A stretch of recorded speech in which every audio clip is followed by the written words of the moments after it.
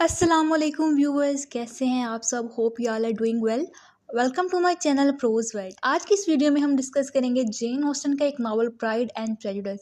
इस वीडियो में हम इसकी समरी डिस्कस करेंगे। नॉवल से रिलेटेड एक और वीडियो भी है, इसके करैक्टर, प्लॉट और थीम्स वगैरह को डिस्कस किया गया। उसका लिंक भी मैं डिस्क्रिप्शन में ऐड कर दूँगी। व्यूअर्स, अगर आपने अभी तक मेरा चैनल सब्सक्राइब नहीं किया तो जल्दी से चैनल को सब्सक्राइब कर दें, क्योंकि अगर आप चैनल को सपोर्ट करेंगे तो इस तरह की मजीद वीडियोज़ आपको देखने को मिलेंगी।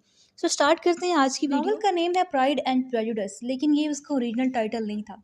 जब नॉवल लिखा गया तो इसका ओरिजिनल टाइटल था फर्स्ट इंप्रेशन। 1796 टू 1797 इन 2 ईयर्स के दरमियान ये नॉवल लिखा गया और ये 1813 में पब्लिश हुआ। जब ये पब्लिश हुआ तो पब्लिकेशन से पहले जेन ऑस्टन ने इस नॉवल टाइटल चेंज कर दिया था, जो कि पहले फर्स्ट इंप्रेशन था और बाद में ये प्राइड एंड प्रेजुडिस के तौर पे 1813 में पब्लिश हुआ। नॉवल स्टार्ट होता है एक फेमस लाइन से कि it is a truth universally acknowledged that a single man in possession of good Fortune must be in want of a wife.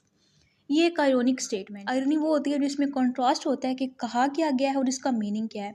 यहाँ पे अगर हम इसके लिटरल मीनिंग देखें तो इसमें ये है कि ये यूनिवर्सली एक्नॉलेज ट्रूथ है, यानी कि ये एक यूनिवर्सल ट्रूथ है कि हर सिंगल मैन जो है वो गुड फॉर्चून के लिए एक वाइफ की तलाश में होता है। लेकिन नॉवल में क्या होता है, क्योंकि एक आयरनी है तो इसका मीनिंग डिफरेंट है। नॉवल में ये होता है कि हर सिंगल वुमन जो है वो गुड फॉर्चून के लिए एक हस्बैंड की तलाश में होती है। ये नॉवल विक्टोरियन टाइम पीरियड से थोड़ा सा पहले लिखा गया, लेकिन इसके अंदर विक्टोरियन एज की कैरेक्टरिस्टिक्स पाई जाती हैं। जिस तरह विक्टोरियन एरा में मेन थीम जो है वो मैरिज की होते थे, सोशल स्टेटस, इस तरह करके। ये जो स्टार्टिंग लाइन है, it is a truth universally acknowledge, ये मिसेस बेनेट बोलती हैं, यानी कि जो हीरोइन की मदर होती हैं। स्टोरी स्टार्ट होती है बेनेट फैमिली से। बेनेट फैमिली में कौन होता है? Mister and Mrs Bennett. ये दोनों स्पाउस हैं, यानी कि हस्बैंड वाइफ है, और उनकी 5 बेटियां होती हैं, 5 डॉटर्स। एलिजबेथ, जेन, मेरी, किटी एंड लीडिया। ये पांचों ही अनमैरिड होती हैं। अब अगर हम पहले इसका थीम डिस्कस करें तो इसमें मैरिज का थीम है, यानी कि ये जो मिस्टर और मिसेस बेनेट होते हैं ना, ये चाहते होते हैं कि हमारी बेटियों की शादियां हो जाए। ठीक है, तो मैंने आपको जैसे बताया कि विक्टोरियन टाइम पीरियड या विक्टोरियन टाइम पीरियड से थोड़ा पहले जो है यही थीम जो है वो प्रोमिनेंट था, और यही थीम हमें इस नॉवल में नजर आएगा। मिसेस बेनेट को बस ये फिक्र होती है कि किसी भी वेल्दी फैमिली में इनकी किसी बेटी की शादी हो जाए। नॉवल जब स्टार्ट होता है तो मिसेस बेनेट जो हैं वो मिस्टर बेनेट को बता रही होती हैं कि नीदरफील्ड की एक एस्टेट में एक यंग जेंटलमैन शिफ्ट हुआ है, यानी कि मिस्टर बिंगले यहाँ पे आया है। ये एस्टेट मिस्टर बिंगले की ही होती है।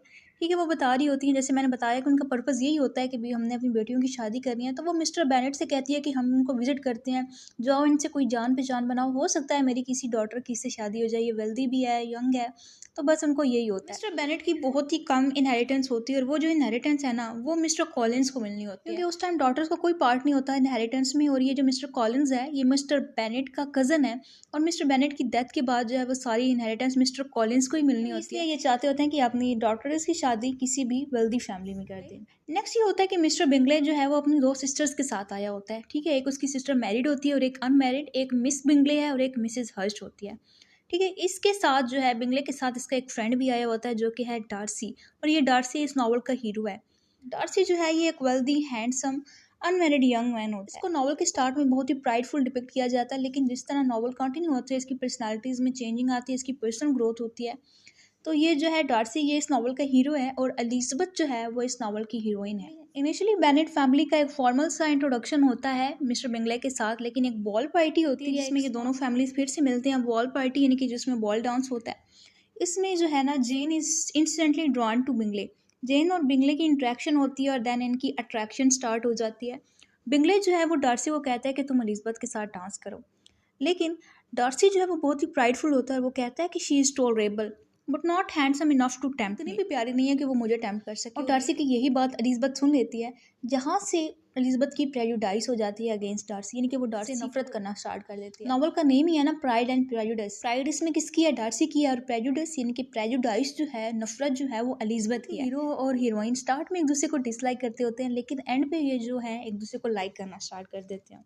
जेन जो है वो सबसे बड़ी डॉटर होती है, जेन के बाद एलिजबेथ है। जेन भी काफ़ी ब्यूटीफुल और समझदार होती है। जेन और बिंगले का रिलेशनशिप स्टार्ट हो जाता है, यानी कि काफ़ी इनकी आपस में बनती होती है। एक दिन मिस्टर बिंगले की सिस्टर जो है वो जेन को लेटर लिखती है कि तुम हमारा घर विजिट करो। So Jane rides on horse back in acceptance of invitation. ये जा रही होती है तो रास्ते में क्या होता है कि बारिश आ जाती है, काफ़ी ज़्यादा ये बीमार हो जाती है, तो ये कुछ दिन वहीं पे स्टे करती है। और जब एलिजबेथ को पता चलता है तो Elizabeth goes to stay with Jane until she feels well. अब एलिजबेथ जो है वो वहाँ पे मिस्टर बिंगले के घर जो है वो जाती है, जहाँ पे जेन ऑलरेडी होती है। अब ये जब जाती है तो वहाँ पे डार्सी भी होता है, तो इनकी कुछ बातें होती हैं आपस में, जिससे इनकी थोड़ी सी अंडरस्टैंडिंग हो जाती है। सो व्यूअर्स, अब तक नॉवल जो है वो इन्हीं कैरेक्टर से रिलेटेड था। अब जो है वो नॉवल में एक नया कैरेक्टर आता है, मिस्टर कॉलिंस। ये हमने स्टार्ट में डिस्कस किया था। मिस्टर कॉलिंस जो है ये मिस्टर बेनेट का कज़न है, जिसको मिस्टर बेनेट की डेथ के बाद सारी इनहेरिटेंस मिलेगी। ये आप बेनेट फैमिली के घर आते हैं। Patroness is Lady De Bourgh. इसकी पेट्रोनस यानी कि आप इसको स्पॉन्सर कह सकते हैं या फिर सपोर्टर कह सकते हैं। लेडी कैथरीन डिबो होती है। ये जो लेडी कैथरीन है ना, ये उसकी आंट होती है डार्सी की। ठीक है, इसका पार्ट भी एक नॉवल में होता है जो कि हमें एंड पे पता चलेगा। सो ये डार्सी की आंट होती है। मिस्टर कॉलिंस कहता है कि मुझे सारी इनहेरिटेंस मिल जानी है, तो मैं ऐसे करता हूँ कि इन पांचों में से मैं किसी से शादी कर लेता हूँ। मतलब वो इस तरह कहता है। वो पहले कहता है कि मैं जेन से शादी करूंगा, लेकिन बेनेट फैमिली बताती है कि जेन जो है वो बिंगले के साथ एंगेज्ड है। तो ये एलिजबेथ को प्रपोज करता है। ये एलिजबेथ को प्रपोज करता है, लेकिन एलिजबेथ इसका प्रपोजल रिजेक्ट कर देती है। इसकी इस रिजेक्शन पे मिसेस बेनेट को बहुत गुस्सा आता है कि ये तो सबको ही रिजेक्ट कर देती है, किसी से ये सही से बात नहीं करती। लेकिन मिस्टर बेनेट कहते हैं कि ठीक है, उसका दिल नहीं है तो ठीक है। फिर क्या करता है कि ये जो मिस्टर कॉलिंस है ना, ये एलिजबेथ की बेस्ट फ्रेंड को प्रपोज करता है, इनके चार्ल्स ल्यूकस को, और फिर इन दोनों की शादी हो जाती है। सो व्यूअर्स, इसमें आपको हर तरफ शादी की बात ही नजर आएगी, क्योंकि इस नावल का थीम ही मैरिज और सोशल स्टेटस है। बेनेट फैमिली की जो सबसे छोटी सिस्टर्स होती हैं दो, किटी और लीडिया, वो जो है उनको बहुत ही क्रेज होता है आर्मी ऑफिसर्स का। तो उन्हें पता चलता है कि यहाँ पे न्यू ऑफिसर्स आए हैं, उनके विजिट के लिए जाती हैं। उसमें एक ऑफिसर जो होता है वो विक्रम भी होता है। विक्रम जो है वो डार्सी का कजन होता है। एलिजबेथ भी मिलती है इस विक्रम के साथ, और ये विक्रम जो है ये डार्सी के बारे में बहुत गलत गलत बातें बताता है। डार्सी का इंप्रेशन एलिजबेथ के सामने खराब हो चुका था बॉल पार्टी की वजह से। ये विक्रम ये बताता है कि डार्सी मेरा कजन है, मेरी इनहेरिटेंस पे कब्जा कर लिया है, कि डार्सी का इंप्रेशन और खराब हो जाता है। नेक्स्ट क्या होता है कि यहाँ पे स्टोरी में थोड़ा सा टर्निंग पॉइंट होता है। बिंगले जो है ना, ये लंदन में शिफ्ट हो जाता है। विंटर वेकेशन के लिए बिंगले की फैमिली जो है वो लंदन चली जाती है, और यहाँ से थोड़ी सी आगे मिसअंडरस्टैंडिंग होगी। बिंगले का और जेन का रिलेशनशिप थोड़ा सा खराब हो जाएगा। और वो कैसे होता है कि जेन को एक लेटर आता है मिस बिंगले की तरफ से। बिंगले की जो सिस्टर है वो लेटर लिखती है जेन को कि हो सकता है बिंगले की एंगेजमेंट डार्सी की सिस्टर के साथ हो जाए। जेन काफी डिसअपॉइंटेड हो जाती है, लेकिन जेन किसी को भी ब्लेम नहीं करती। She blames no one but herself. लेकिन एलिजबेथ को ये लगता होता है कि इन दोनों को सेपरेट करने में डार्सी का मिस बिंगले लेटर में भी ये लिखती है कि डार्सी की बहन के साथ इसकी एंगेजमेंट होगी। तो एलिजबेथ को यही लगता है कि डार्सी ने इनको सेपरेट किया है। उसके बाद क्या होता है व्यूवर्स, की एलिजबेथ जो है ये चार्लेट के घर जाती है, जो कि इसकी बेस्ट फ्रेंड होती है और जिसकी शादी मिस्टर कॉलिंस के साथ हुई होती है। तो ये जाती है कैंट में। वहाँ पे जो है ये लेडी कैथरीन से मिलती है। लेडी कैथरीन जो कि डार्सी की आंट होती है, और पेट्रोनस होती है मिस्टर कॉलिंस की।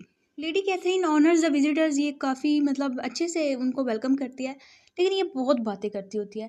ऐसे लगता है कि ये अपने ओपिनियन जो है वो दूसरों पर इम्पोज कर रही है। इसी कैंट में विजिट पर जो है अनएक्सपेक्टेडली डार्सी एलिजबेथ को प्रपोज करता है। लेकिन वो उसको प्रपोज कैसे करता है कि मैंने बहुत कोशिश की, लेकिन फिर भी मैं तुम्हारी तरफ अट्रैक्ट हो रहा हूँ। तुम्हारी फैमिली लो है, लेकिन मैं फिर भी तुमसे शादी करने का तैयार हूँ। मतलब वो इस तरह से प्रपोज करता है। और व्यूवर्स, क्या होता है कि rather than being impressed she feel insulted. वो इम्प्रेस नहीं होती, बल्कि उसको ऐसे लगता है कि मेरी इंसल्ट कर दी। मतलब इस तरह से कौन प्रपोज करता है। तो एलिजबेथ को गुस्सा आ जाता है और वो उसको रिजेक्ट कर देती है। उसके बाद क्या होता है कि डार्सी एक लेटर लिखता है। Darcy presents her letter answering the charge. Elizabeth उसको कहती है कि तुमने जेन और बिंगले सेपरेट किया। वो कहता है कि नहीं, मैंने इनको सेपरेट नहीं किया। ठीक है, वो सारी जो कहानी थी वो मिस बिंगले ने बनाई होती है लेटर वाली। उसके बाद वो विक्रम का भी बताता है कि विक्रम जो है वो उसका कज़न था और उसने कोई उसकी इनहेरिटेंस में से पार्ट नहीं लिया। ठीक है, मतलब इस तरह से वो सारा कुछ एक्सप्लेन करता है। तो एलिजबेथ जो है वो समझ आ जाती है एलिजबेथ को। हर प्रेजुडाइज बिगिंस टू वीकन। यहाँ पे फिर उसको समझ आने लग जाती है कि इतना भी ये बुरा इंसान नहीं है। तो उसकी जो नफरत थी अगेंस्ट डार्सी वो थोड़ी कम होना स्टार्ट हो जाती है। उसके बाद जो है Elizabeth mister and Mrs Gardiner की तरफ जाते हैं। ये इसके मैटरनल रिलेटिव्स होते हैं। ये सारा सीन चल रहा होता है कि एलिजबेथ को लेटर आता है जेन की तरफ से। उस लेटर में वो बताती है कि Lydia has eloped with Wickham. Lydia जो है सबसे छोटी सिस्टर जो है ये विक्रम के साथ घर से चली जाती है, और एक बड़ा एक सीन क्रिएट हो जाता है। Mister Gardiner arrange a quick marriage. पता चलता है कि ये इन लोगों ने शादी नहीं की, ये लंदन में रह रहे हैं। तो मिस्टर गार्डिनर जो है जल्दी से एक शादी अरेंज कर देता है। यहाँ पे भी डार्सी का एक रोल होता है। डार्सी का रोल क्या होता है कि वो विक्रम को पैसे देता है। विक्रम ये शर्त रखता है, एक कंडीशन पे मैं इससे शादी करूंगा अगर मुझे तुम ढेर सारे पैसे दोगे। तो डार्सी जो है वो इनको पैसे देता है और इन दोनों की शादी हो जाती है। ये बात वो लीडिया को कहता है कि तुमने एलिजबेथ को नहीं बतानी। लेकिन Lydia tells Darcy has attended marriage. ये एलिजबेथ को बता देती है कि डार्सी भी वहाँ पे आया हुआ था, उसने हमारी मैरिज को अटेंड की और इस तरह से हमारी मैरिज। डार्सी जो है उसका कैरेक्टर और अच्छा हो जाता है एलिजबेथ की नज़रों में। तो वो अब यहाँ से जो है उसको थोड़ा सा लाइक करना स्टार्ट कर टाइम में फिर बिंगले भी जेन को प्रपोज कर देता है। वो लंदन से वापस आता है, उसको तो पता ही नहीं होता कि यहाँ पे क्या चल रहा है। Darcy leaves to Netherfield. अब एलिजबेथ को लगता होता है कि डार्सी फिर से मुझे प्रपोज करें, लेकिन वो नीदरफील्ड चला जाता है वापस। फिर क्या होता है व्यूवर्स की लेडी कैथरीन डीबो जो है, जो कि डार्सी की आंट होती है और मिस्टर कॉलिंस की पैट्रोनस होती है, वो आती है एलिजबेथ के पास। डार्सी ने तुम्हें प्रपोज किया, नहीं कि इस तरह से कि तुम लोगों की एंगेजमेंट हो रही है तो इसको मना कर दो, क्योंकि डार्सी की जो शादी है वो मेरी बेटी से होनी है। लेडी कैथरीन कहती है कि डार्सी की शादी मेरी बेटी से होनी है और तुमसे नहीं होनी। तो Elizabeth refuses to listen. Elizabeth उसकी कोई बात नहीं सुनती, मतलब काफ़ी ज़्यादा उसको सुना भी देती है। एलिजबेथ वैसे ही काफ़ी इंटेलिजेंट होती है और लेडी डीबो का कैरेक्टर जो है ये मतलब बहुत ज़्यादा एक बोल्ड वुमन दिखाई गई है। ये अपने ओपिनियन जो है ये दूसरों पे फोर्स कर रही होती है। खैर ये सारा सीन होता है। उसके बाद क्या होता है, डार्सी एलिजबेथ को फिर से प्रपोज करता है सेकेंड टाइम, और इस टाइम जो है एलिजबेथ प्रपोजल को एक्सेप्ट कर लेती है। तो व्यूअर्स, इस नॉवल के एंड पे 3 शादियाँ होती हैं, एक लीडिया और विक्रम की, एक जेन और बिंगले की, और थर्ड पे शादी होती है हीरो और हीरोइन यानी कि डार्सी और एलिजबेथ की। सो ये नॉवल था ही मैरिज पे बेस, और इसके थीम्स जो थे वो मैरिज और सोशल स्टेटस। अब तक आपको ये थीम्स क्लियर हो गए होंगे कि किस तरह से नॉवल में ये थीम्स कवर हुए हैं। सो व्यूअर्स, ये थी आज की हमारी वीडियो। इसमें हमने जेन ऑस्टन का प्राइड एंड प्रेजुडिस को डिटेल से उसकी समरी डिस्कस की। होप सो व्यूवर्स आपको ये वीडियो अच्छी लगी होगी। अगर वीडियो अच्छी लगी है तो वीडियो को लाइक करें, फ्रेंड्स के साथ शेयर करें, और मेरे चैनल को सब्सक्राइब करना मत भूलें व्यूवर्स। अगर आप चैनल को सपोर्ट करेंगे तो इस तरह की मजीद वीडियोस आपको देखने को मिलेंगी। तो मिलते हैं आपसे नेक्स्ट वीडियो में।